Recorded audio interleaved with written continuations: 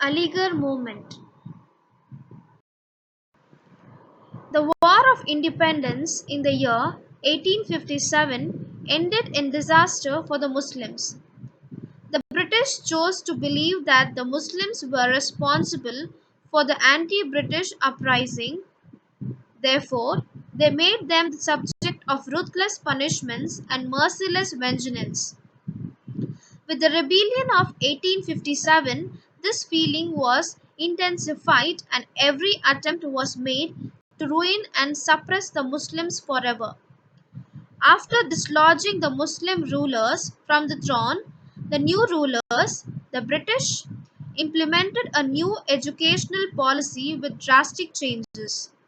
The policy banned Arabic, Persian, and religious education in schools and made English not only the medium of instruction but also the official language in the year 1835. This spawned a negative attitude amongst the Muslims towards everything modern and Western, and this inclination to make us of the opportunities available under the new regime. Seeing this atmosphere of despair and despondency, Sir Syed launched his attempts to revive the spirit of progress within the Muslim community of India.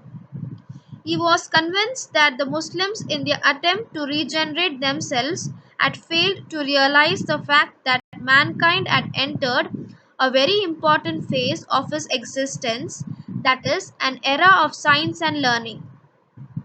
He knew that the realization of the very fact was the source of progress and prosperity for the British. Therefore, modern education became the pivot of his movement for regeneration of the Indian Muslims. He tried to transform the Muslim outlook from a medieval one to a modern one. Sir Syed's first and foremost objective was to acquaint the British with the Indian mind. His next goal was to open the minds of his countrymen to European literature, science, and technology. Therefore, in order to attain these goals, Sir Syed launched the Aligarh movement, of which Aligarh was the center. He had two immediate objectives in mind: to remove the state of misunderstanding and tension between the Muslims and the new British government, and to induce them to go after the opportunities available under the new regime without deviating in any way from the fundamentals of their faith.